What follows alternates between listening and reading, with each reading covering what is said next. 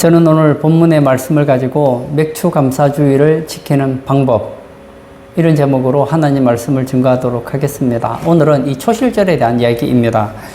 초실절은 보리수확의 첫 열매를 주님 앞에 감사함으로 드리는 절기가 바로 초실절입니다. 구약에 보면 이 7대 절기가 있는데 이 7대 절기는 누구를 나타내느냐? 바로 예수님을 나타냅니다. 유월절, 무교절, 초실절, 이런 식으로 해서 7대 절기가 시작되는데요. 그 중에 오늘 본문에서 가르쳐 주는 절기는 바로 이 초실절입니다. 한번 보실까요? 유월절은 예수님께서 우리를 위해 죽으심을 의미합니다. 무교절은 예수님께서 우리를 위해 죽으시고 장사되시고 무덤에 계시는 것을 가르쳐 줍니다. 그 다음에 초실절은 안식 후 첫날이에요. 다음 날입니다. 초실절은 예수님의 부활을 가르쳐 줍니다. 그리고 이 맥추감사주의를 우리가 보통 맥추절에 하는데요. 맥추절은 또 다른 이름으로 오순절이라고도 합니다. 예수님께서 우리에게 성령을 보내주신 날이기도 하시죠.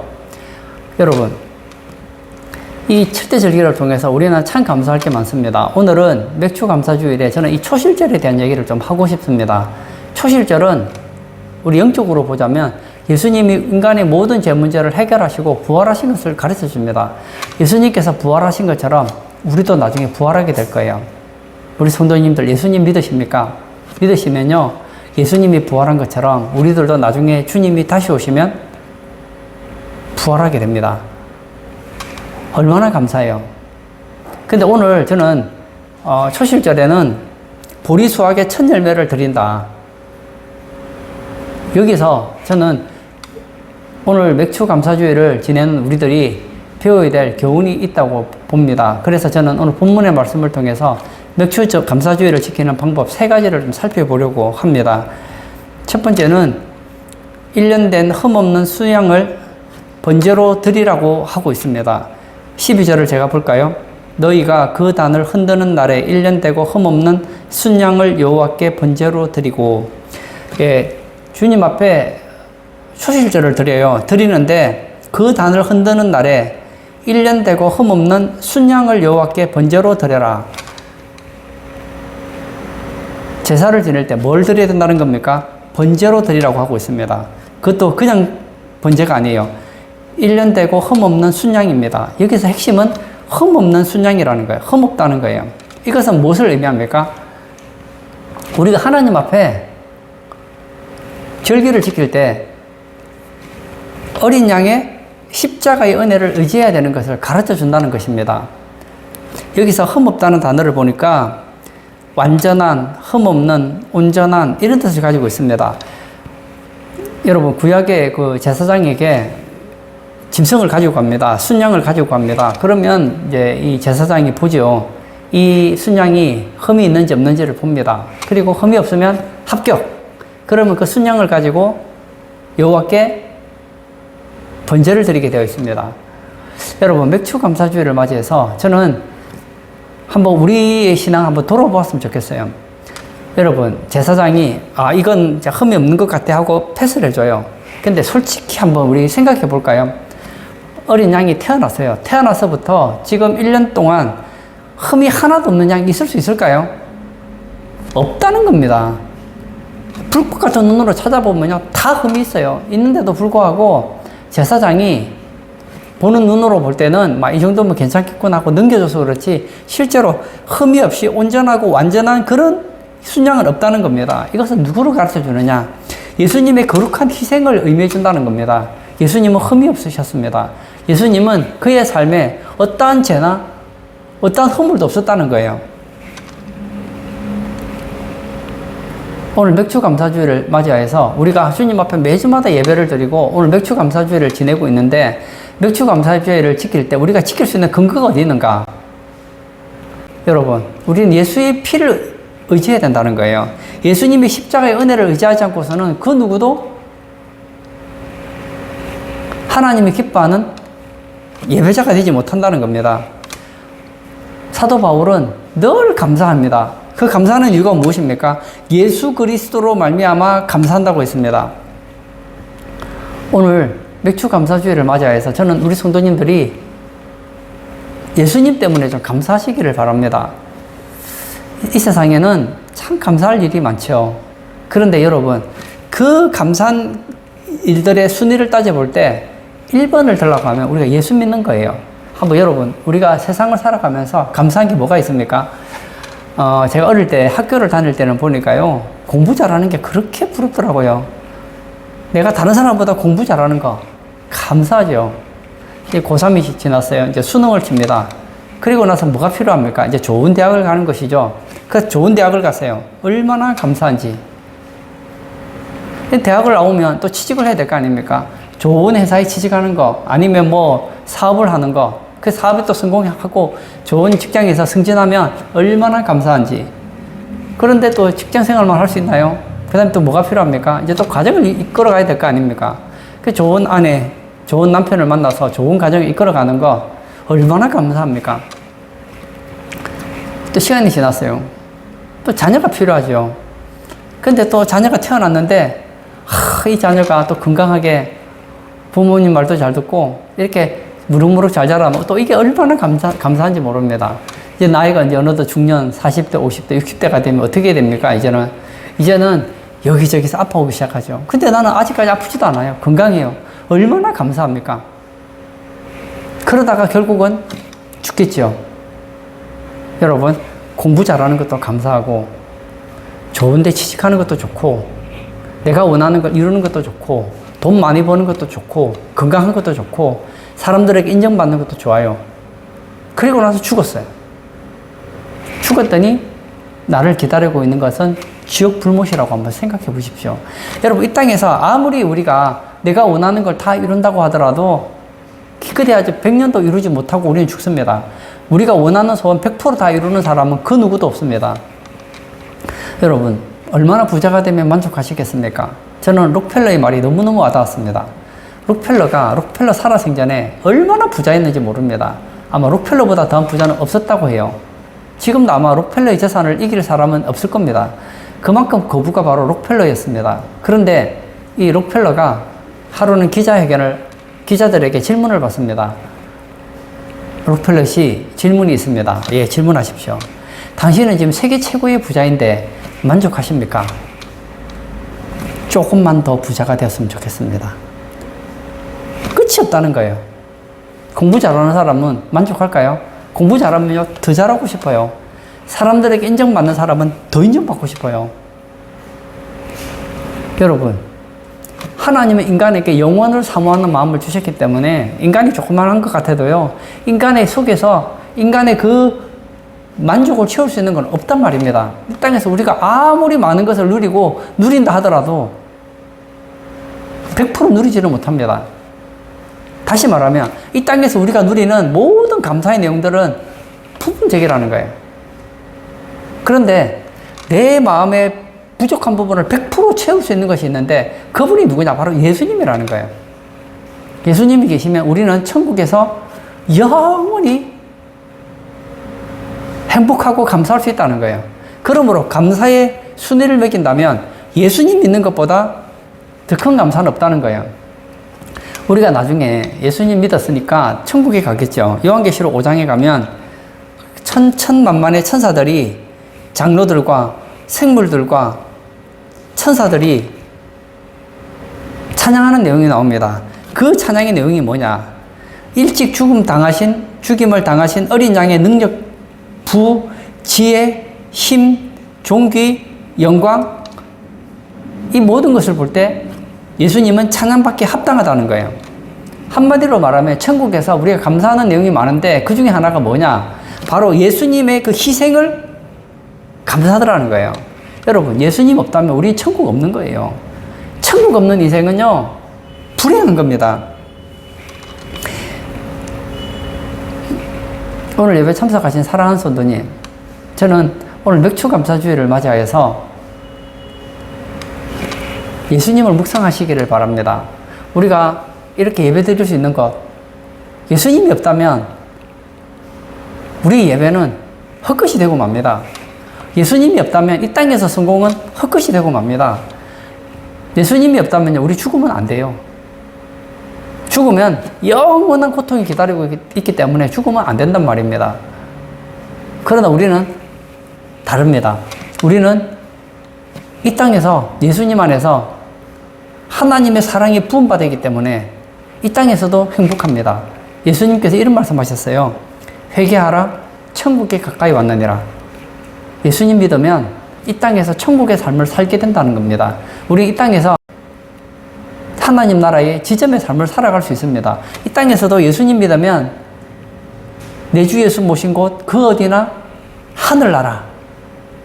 부자가 되면 부자가 된 대로 행복하고, 가난하면 가난한 대로 행복하고, 건강하면 건강한 대로 행복하고, 병들면 병든 대로 행복하고, 내가 하는 일이 잘 되면 잘 되는 대로 감사하고, 안 되면 안 되는 대로 행복하게 살 수 있단 말입니다. 그리고 세상이 떠나는 날, 이 땅보다 1000배, 만배, 억만배 더 행복한 천국에서 살 수 있으니 얼마나 감사하겠습니까? 오늘 맥주 감사주의를 맞이하여서 여러분의 감사의 순위를 바꾸시기를 바랍니다. 여러분, 예수님 믿는 것은 많은 감사한 것 중에 하나가 아닙니다. 예수님이 우리를 위해서 번제가 되신 것은, 우리를 위해서 희생하신 그 십자가의 은혜는 이 땅에서 우리가 감사할 내용 전부 다 합친 것보다 더 크다는 것입니다. 그러므로 오늘 맥주 감사주의를 맞이하여서 여러분들이 원하는 것 좀 없다 하더라도 예수님이 나를 위해 십자가에 죽으시고 부활하심으로 나의 제 문제를 해결해 주셨다는 것, 우리로 하여금 하나님께 나아갈 수 있게 해주셨다는 것, 이 땅에서 천국의 삶을 살게 해주셨다는 것, 그리고 우리 세상에 떠나는 날 영원한 천국의 삶이 기다리고 있다는 것, 그 한 가지만으로도 평생 감사할 수 있는 그런 맥주 감사주일이 되시기를 축복합니다. 맥주 감사주일을 지내는 방법, 첫 번째는 1년 된 수양을 번제로 드리는 것을 말합니다. 이것은 성자 예수 그리스도의 십자가 은혜를 의지함을 가르쳐 주고 있다는 거예요. 두 번째는 첫 이삭을 하나님 앞에 기쁘게 받으심이 되게 해야 한다는 것입니다. 11절 한번 볼까요? 제사장은 너희를 위하여 그 단을 여호와 앞에 기쁘게 받으심이 되도록 흔들되 안식일 이튿날에 흔들 것이며, 여기 보면 그 단을 어떻게 하라고요? 제사장은 너희를 위하여 그 단을 여호와 앞에 기쁘게 받으심이 되도록 흔들되, 이렇게 얘기하고 있습니다. 이 말은 이 제사를 지내는데, 이 절기를 지키는데 누구를 기쁘게 해야 되는가? 하나님을 기쁘게 해야 된다는 겁니다. 그러므로 첫 이삭을 하나님 앞에 기쁘게 받으심이 되게 한다는 것은 성부 하나님께 기쁘게 예배하는 것을 의미한다는 것입니다. 오늘 예배 참석하신 사랑하는 성도님, 우리는 감사합니다. 그러면요, 감사하려면 감사할 대상이 있어야 되고, 예배하려면 예배할 대상이 있어야 되는 거 아닙니까? 여기서 기쁘게 받으심이란 단어를 보았더니 호의, 은총, 기쁘게 받아들임, 기뻐함, 이런 뜻을 가지고 있다는 것입니다. 왜 하나님 아버지가 기쁘게 받으십니까? 그 이유는 곡물만이 아닌 1년 된 흠없는 순양을 드렸기 때문이라는 것입니다. 우리 하나님 아버지는 아무 제사나 받지 않아요. 요즘으로 말하면 아무 예배나 받지 않습니다. 어떤 예배를 받으시느냐? 흠없는 1년 된 순양과 함께 곡식을 드릴 때 받으신다고요. 제가 5대 제사를 드릴 때 이런 얘기를 했죠. 이 제사가, 여러 가지 제사가 있는데 그 제사의 기본이 뭐냐? 바로 번제예요, 번제. 번제라는 것은 죄 문제를 해결하는 거예요. 그 번제를 해결하는 사람이 그 위에 뭘 드리죠? 소제를 드리는 거예요. 번제와 소제는 같이 갑니다. 소제는 하나님께서 내게 베풀어 주신 은혜에 대한 감사, 주님께 대한 헌신, 이런 것을 나타내거든요. 우리의 헌신이 되려면 어린 양의 헌신, 어린 양의 번제됨, 어린 양의 십자가의 은혜가 있어야 된다는 거예요. 여러분, 우리가 예배를 드리는데 예수를 내가 믿지 않는다고 한번 생각해 보세요. 예수님이 우리를 위해서 베풀어 주신 은혜가 없다. 우리가 드린 예배는 무용지물입니다. 우리가 어떻게 살더라도요, 하나님은 기뻐하지 않습니다. 하나님은 뭘 기뻐하시느냐? 예수님의 십자가 은혜를 붙잡고 헌신하는 것을 기뻐하신다는 거예요. 오늘 예배 드리시는 우리 사랑하는 성도님들에게 저는 여러분들의 삶이 소제가 되기를 바랍니다. 소제는 뭐냐? 하나님을 기쁘시게 하는 거예요. 그러나 그 기쁨의 근본에는 뭐가 있느냐? 나의 행위가 아니에요. 나의 행위는 뭐라고요? 두 번째라는 거예요. 첫 번째는 뭐죠? 예수님의 십자가의 희생이 있어야 된다는 거예요. 저는 우리 성도님들이 예수님의 그 십자가의 희생을 붙잡고 하나님을 기쁘시게 하기를 원합니다. 여러분은 어떤 사람이냐? 하나님을 기쁘게 할 수 있는 사람이라는 거예요. 그러므로 로마서 12장 2절에 보면 하나님을 기뻐하시는 것이 무엇인지 그 뜻을 분별하라고 얘기했습니다.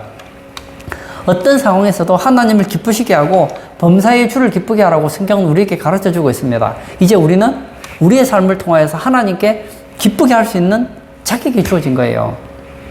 여러분, 우리는 누구를 기쁘게 하는 사람이냐? 나를 기쁘게 하는 사람이 아니에요.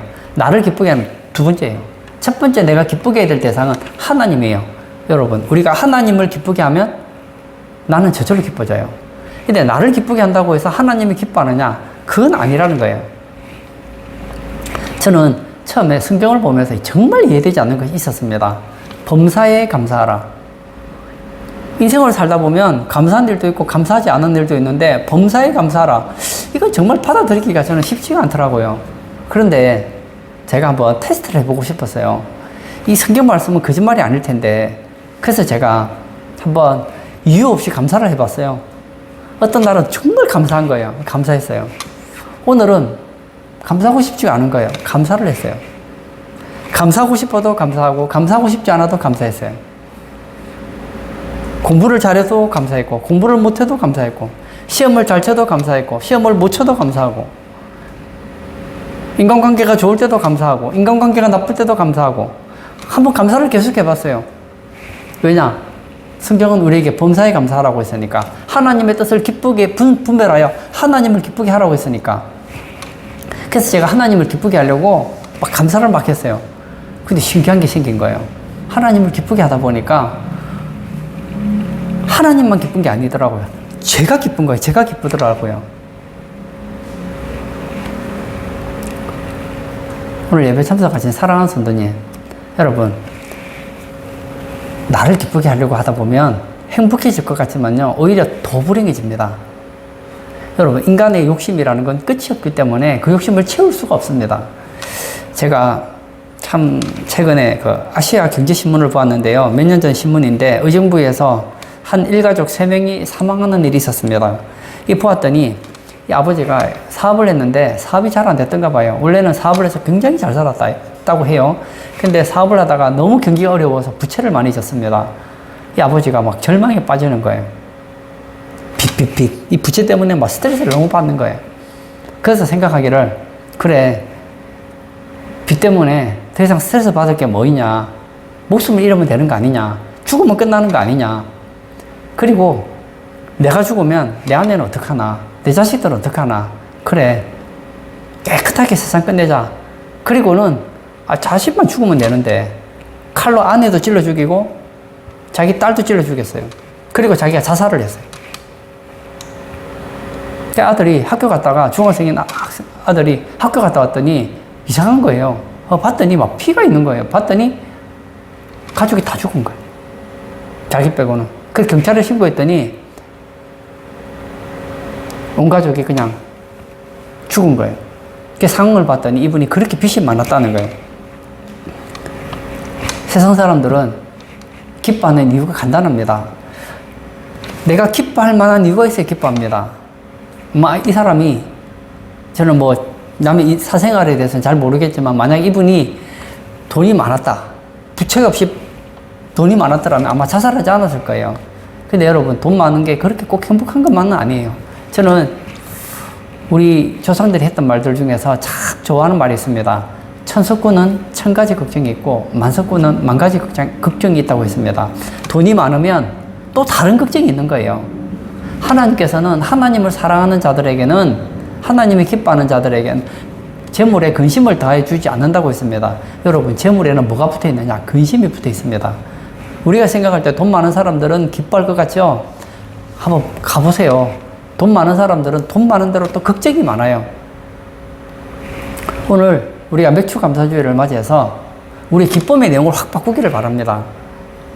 맥주 감사주의를 맞이해서 내가 어떻게 하면 하나님을 기쁘시게 할까? 하나님을 한번 기쁘게 해보세요. 그러면 여러분이 기뻐진다고요. 여러분의 삶 가운데서 하나님께 한번 감사를 드려보세요. 맥주 감사주일은 감사를 회복하는 날 아닙니까? 올해 1월부터 6월까지 한번 여러분들이 인생 살아가면서 감사했던 거 한번 돌이켜 보십시오. 한번 곰곰이 되씹어 보면요, 감사할 게 무진장하게 많을걸요. 우리가 감사를 안 해서 그렇지요. 한번 감사하려고 작정하고 보면요, 감사할 게 얼마나 많은지 모릅니다. 감사는 하나님을 기뻐하게 합니다. 여러분, 하나님이 기뻐하는 여러 가지 방법이 있는데 그 중에 가장 돈 들이지 않고 하나님을 가장 기쁘게 하는 방법이 있습니다. 뭐죠? 감사하는 거예요. 범사에 감사하는 거예요. 여러분의 조건 따지지 마세요. 환경 따지지 마세요. 그냥 감사하세요. 이것이 하나님을 기쁘게 하는 거라는 겁니다. 오늘 맥주 감사주의를 맞이해서 저는 여러분들이 하나님을 기쁘시게 하는 사람이 되기를 원합니다. 어떻게 하면 될까요? 하나님을 기쁘시게 하는 많은 방법이 있지만 저는 한 가지 얘기하고 싶습니다. 바로 감사하는 거예요. 바울과 실라가 선교하러 갔다가 빌립보 감옥에 갇히게 됩니다. 나는 전도하러 왔는데, 선교하러 왔는데 이게 뭡니까 이게? 감옥에 갇히고 온몸이 매를 맞고 얼마나 아팠는지 모릅니다. 근데 거기서 바울과 실라가 뭘 합니까? 하나님께 찬양을 드립니다. 감사를 드린다고요. 아니, 감옥에 들어갔는데 뭐가 감사하지? 따지지 말라니까요. 여러분, 감사하려고 하면요, 감옥에서도 감사할 수 있다니까요. 매를 맞아도 감사할 수 있다니까요. 여러분, 이런 바울은 어떤 삶을 살았는지 아십니까? 감옥에서 이런 얘기를 합니다. 항상 기뻐하라. 내가 주 안에서 기뻐하는 것처럼 여러분들도 기뻐하십시오. 감옥에 있는 사람이 기뻐할 수 있을까요? 기뻐할 수 있다는 거예요. 여러분, 바울의 관심은 내가 어떻게 하면 하나님을 기쁘시게 할까? 여기에 그의 관심이 집중되어 있었습니다. 하나님을 기쁘게 하면 나는 저절로 기뻐지는 거예요. 하나님을 기쁘게 하는 많은 방법이 있는데 그 대표적인 게 뭐죠? 오늘 여러분들이 하고 있잖아요. 예배예요, 예배. 초실절에 하나님 앞에 기쁘시게 번제를 드리잖아요. 이 번제는 오늘로 말하면 예배라고 할 수 있습니다. 구약의 제사는 예배잖아요. 그 예배 시간에 뭐 하자고요? 감사하자는 거예요. 뿐만 아니라 예배 시간에만 감사하지 마시고 우리의 삶을 하나님 기뻐하시는 거룩한 산제사, 산제물로 주님께 감사하며 살자는 겁니다. 우리가 하나님을 기쁘시게 해야 될 게 수없이 많겠지만 오늘은 맥주 감사주일이잖아요. 이 감사주일을 맞이해서 여러분들에게 저는 너무너무 쉬운 방법을 가르쳐 드릴게요. 돈 들지 않는 방법 가르쳐 드릴게요. 여러분들이 인생을 바꾸는 방법을 가르쳐 드릴게요. 감사하세요. 건강하십니까? 감사하세요. 병드셨습니까? 감사하세요. 부자십니까? 감사하세요. 가난하세요? 감사하세요. 지금 사람들에게 인정받고 있습니까? 감사하세요. 사람들에게 무시당하고 있습니까? 감사하세요. 한번 감사함으로 하나님께 한번 영광을 돌려보세요. 감사로 제사를 드리는 자가 나를 영화롭게 하나니 그 행위를 옳게 하는 자에게 내가 하나님의 구원을 보이겠다고 말씀하셨습니다. 여러분, 감사는 하나님을 영화롭게 하는 것이고 하나님을 기쁘게 합니다. 그런 자에게 하나님께서는 우리 인생의 모든 구원의 문을 활짝 열어놓으신다는 겁니다. 저는 오늘 맥주 감사주일을 맞이해서 우리 성도님들의 감사가 회복되기를 축복합니다. 맥주 감사주일을 지키는 방법, 첫 번째는 1년 된 순양을 번제로 드리는 것을 저는 우리 성도님들에게 권합니다. 이것은 예수님의 십자가 은혜를 의지함을 말해주고 있습니다. 우리가 하나님을 기쁘시게 하려면 예수님의 십자가를 의지해야 된다는 거예요. 두 번째, 첫 이삭을 하나님 앞에 기쁘게 받으심 되게 해야 된다는 겁니다. 이것은 하나님을 기쁘시게 하는 예배 드리는 것을 의미합니다. 우리가 매주마다 예배를 드리고 있는데 저는 우리 성도님들이 드리는 이 예배가 하나님을 기쁘시게 하는 예배가 되기를 원합니다. 예배를 드릴 때 두 종류의 사람이 있어요. 한 종류의 사람은 예배 드리기 싫은데 억지로 나와서 드리는 사람이 있고 한 종류의 사람은 좋아서 드리는 사람이 있어요. 하나님 누구의 예배를 기뻐하겠습니까? 한 종류의 사람은 불평불만이 가득한 가운데서 예배를 드려요. 한 종류의 사람은 감사함으로 예배를 드려요. 누가 그 예배를 기뻐 받으시겠느냐고요? 물어볼 필요가 없죠.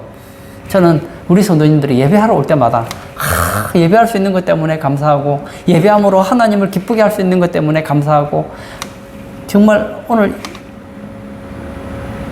맥주 감사주일을 맞이해서 이번 한 주간 동안 1년 365일 감사해야 되겠지만 이번 한 주간 동안 여러분의 감사 노트를 한번 적어보세요. 아니면 여러분 아침부터 저녁까지 그냥 입으로 하나님 감사합니다. 하나님 감사합니다 하고 한번 해보세요. 하나님이 얼마나 기뻐하는지 몰라요. 저는 우리 성도님들이 정말 하나님을 기뻐하는 그런 예배자들 다 되기를 축복합니다. 세 번째, 소재로 기름 섞은 고운 가루를 드려야 된다는 것입니다. 13절을 제가 다시 한번 읽어볼까요?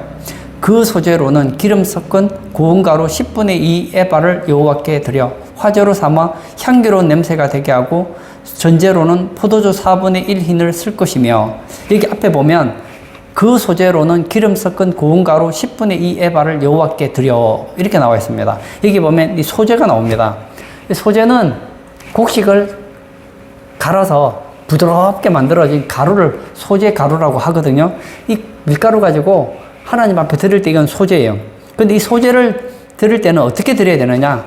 기름 섞어야 된다는 거예요. 기름 섞은 고운 가루를 소재로 드리라 이렇게 얘기를 하고 있습니다. 이것은 성령 충만한 거룩한 삶을 가르쳐 주고 있습니다. 여기서 기름이란 단어는 비옥한 그리고 기름진 이런 뜻을 가지고 있는데, 이 구약시대의 이 기름은 향이라든지 좋은 음식, 의약품, 등불 켜는데 사용합니다. 그리고 이 구약의 이 기름은 성령을 의미한다고 볼 수 있습니다. 여러분, 우리가 하나님이 기뻐하는 그런 삶이 되려면 어떻게 되느냐? 성령에 섞인 가루가 되어야 된다는 거예요. 여러분, 이 두 가지가 같이 가야 되는데요. 하나는 우리 인생 가운데 성령이 역사하지 않으면 하나님의 기뻐하는 거룩한 삶을 살아갈 수가 없습니다.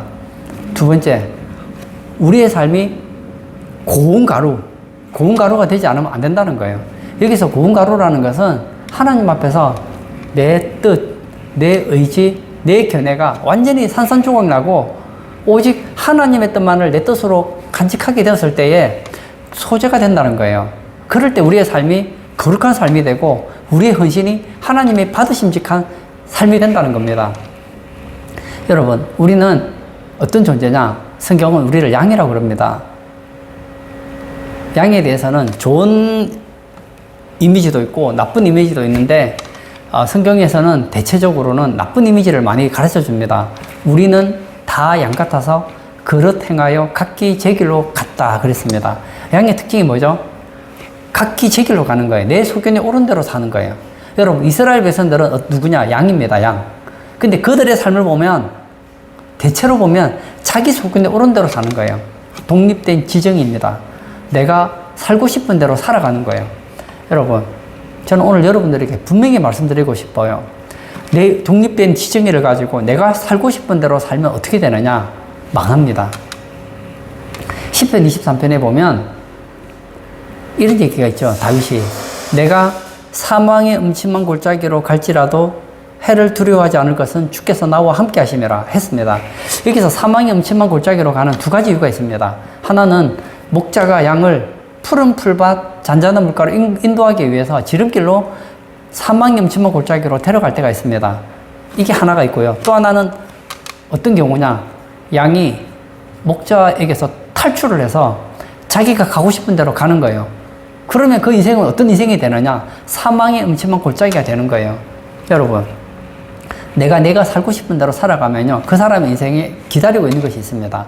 뭐가 기다리는지 아십니까? 사망의 음침한 골짜기가 기다려요. 근데 너무너무 감사한 것은 하나님께서 우리를 버리시지 않는다는 거예요. 버리시지는 않지만 우리 인생 가운데 험한 인생을 살게 됩니다. 여러분, 우리가 예수님을 믿지만 우리 안에는 나의 뜻, 나의 의지, 나의 견해를 가지고 살아가는 사람들이 있습니다. 그렇게 신앙생활 하는 사람들이 있어요. 이런 사람들의 인생은 하나님께서 부서뜨리십니다. 여러분, 내가 스스로 박살을 나든지 아니면 환난과 시련을 통해서 박살을 내든지 한 번은 깨져야 돼요. 누가복음 15장에 보면 탕자의 비유가 있죠. 이 탕자가 아버지랑 같이 삽니다. 아버지는 하나님 아버지를 상징하고, 이 둘째 아들은 독립된 지정의를 가지고 자기 마음대로 인생을 살고 싶어하는 하나님의 사람을 상징합니다. 이 둘째 아들이 생각하는 거예요. 왜 내가 아버지의 말씀을 들어야 되는가? 왜 내가 아버지의 간섭을 받아야 되는가? 내가 아버지를 떠나서 내 인생을 내가 개척해 살아간다면 지금보다 더 나은 인생을 살 수 있을 텐데, 그래, 아버지를 떠나자. 그리고 내가 살고 싶은 대로 살자. 그리고 아버지에게 얘기하죠. 아버지, 언젠간 아버지 돌아가실 거잖아요.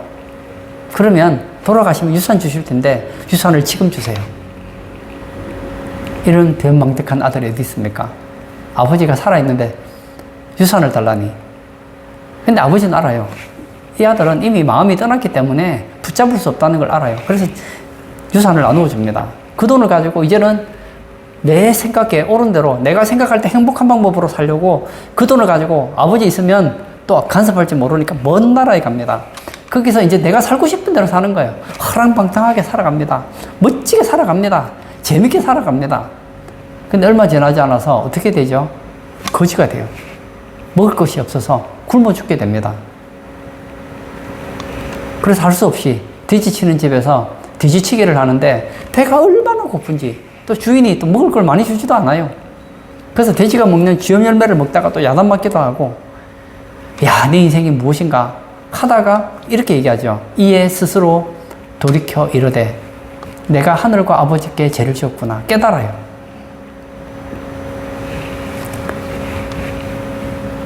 우리가 고난 당하지 않으면 참 좋겠지만 성경 말씀대로 고난 당하는 것이 내게 유익이라 내가 주의 율례를 배웠나이다. 깨어져야 돼요. 저는 오늘 예배 참석하신 사랑하는 성도님, 여러분 스스로 깨어지십시오. 하나님의 말씀 앞에 여러분의 뜻을 내려놓으십시오. 여러분의 의지를 내려놓으시고 여러분의 견해를 내려놓으십시오. 깨어지시라고요. 그럴 때 우리가 하나님이 기뻐하는 삶을 살 수가 있습니다. 난 하나님이 기뻐하는 삶을 살고 싶은데 내 뜻, 내 의지, 내 견해를 가지면 어렵습니다. 이런 사람은 하나님을 기뻐하는 사람이 되게 어려워요. 그리고 그 인생은 힘듭니다. 왜냐? 하나님이 깨뜨리시기 때문이에요. 저는 야곱을 보면서 내가 스스로 깨어지는가 아니면 내가 의지를 가지고 행복하려다가 환경 가운데서 험한 인생을 사는 건가 결단을 내려야 된다고 생각해요. 야곱은 태어날 때부터 얼마나 똑똑하고 머리가 좋은지 몰라요. 그리고 생각하죠. 내가 생각하는 그 행복을 위해서 머리를 쓰죠. 아, 내가 좀 더 나은 미래를 위해서라면 내가 장자권을 가져야 되겠다. 그래서 장자권을 쟁취해냅니다. 아버지의 축복권도 쟁취해냅니다. 자기가 원하는 여자를 아내로 삼기도 합니다. 부자도 됐어요. 근데 그 인생을 보십시오. 완전 깨지잖아요. 나중에 그가 애굽의 왕 바로를 만났을 때 이렇게 고백합니다. 내가 험악한 인생을 살았습니다. 누가 그 인생을 험악하게 만들었습니까? 본인이 만든 거예요. 우리가 하나님 앞에 받으심직한 제사가 되려면, 제물이 되려면 소재가 되어야 됩니다. 소재 가루가 되어야 됩니다. 소재 가루가 되어져야 된다는 것은 내가 끼어져야 된다는 거예요. 나의 뜻, 나의 의지, 나의 견해가 끼어져야 되는데 거기에다가 고운 가루에 기름이 섞여져야 된다는 거예요. 성령 충만하다는 것은 성령의 인도를 받아야 된다는 겁니다. 우리가 성령의 인도를 받을 때, 성령 충만할 때 우리는 하나님의 기뻐하는 삶을 살 수 있게 됩니다. 깨어진다는 것은 하나님이 쓰실 수 있는 사람이 되었다는 것을 말해준다고 하면, 성령 충만하다는 것은 이제 성령님께서 나로 하여금 하나님이 기뻐하는 인생을 이끌어가는 것을 가르쳐 준다는 거예요. 예수님의 제자들이 예수님과 3년 반 동안 공생의 사역을 하면서 얼마나 많은 것을 보았습니까? 예수님의 기적을 보았습니다. 그리고 예수님의 말씀을 들었습니다. 그런데도요, 이 독립된 지정이 안 깨져요. 언젠가 예수님이 왕이 되시면 우리가 한 자리 할 것이다. 이 생각이 바뀌지가 않는 거예요. 근데 예수님이 죽으시고 부활하심으로 인하여서 이 의식이 완전히 깨어지죠. 아, 이게 아니구나 깨달았어요. 그냥 그것 가지고 되는 게 아니에요. 예수님께서 승천하시면서 제자들에게 말하죠. 예루살렘을 떠나지 마라. 성령이 임할 때까지 이 성에 유하라. 그래서 성령 충만을 얼마나 구했습니까? 그래서 성령을 받잖아요. 그리고 나서 그들은 완전 새로운 인생을 살게 됩니다. 하나님이 기뻐하는 삶을 살게 되었다는 거예요. 그리고 그의 인생이 얼마나 행복했는지 우리는 잘 알고 있잖아요. 결론을 짓고자 합니다. 저는 맥주감사주의를 맞이해서 저는 세 가지 얘기를 드렸습니다. 우리가 정말 하나님의 기뻐하는 그런 예배자가 되려면 예수님의 그 십자가의 은혜를 붙들어야 된다는 거예요. 그리고 우리의 인생의 촛대를 나 중심에서 하나님 중심으로 바꾸어야 된다는 거예요. 내가 어떻게 하면 하나님이 기뻐하는 삶을 살 것인가, 여기에 집중해야 된다는 겁니다. 그리고 세 번째, 하나님이 받으심직한 소재를 드려야 되는데, 소재는 두 가지 특징이 있다고 했습니다. 하나는 소재는 완전히 빠져서 고운 가루가 되어져야 된다는 거예요. 하나님 앞에서, 하나님의 뜻 앞에서 하나님의 뜻보다 앞세우는 그런 모든 뜻, 의지, 계례를 내려놓고 성령 충만하여서 성령에 사로잡힌 바 되어서 성령의 인도를 받을 때 우리는 하나님의 기뻐하는 삶을 살 수 있게 된다는 거예요. 오늘 맥주감사주의를 맞이해서 저는 우리 성도님들에게 감사가 회복되기를 원합니다. 예수님 한 분만으로 감사할 수 있으면 얼마나 좋을까요? 그리고 하나님을 기쁘시게 하기 위해서 감사하면 얼마나 좋을까요?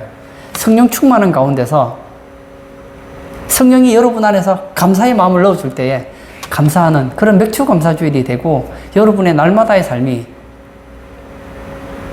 하나님이 기뻐하시는 그런 산제물이 되시길 주의 이름으로 축복합니다.